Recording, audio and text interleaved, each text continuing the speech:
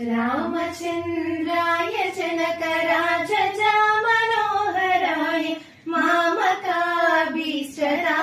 महितमङ्गलम्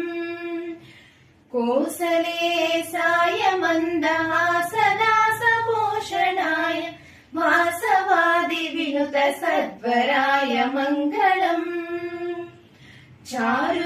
चारुकुङ्कुमोपेत चन्दनानि चर्चिताय हारकटक शोभिताय भूरि मङ्गलम् ललितरत्नकुण्डलाय तुलसीवनमालिकाय जलज सदृशदेहाय चारुमङ्गलम् देवकी सुपुत्राय देवदेवोत्तमाय भावजा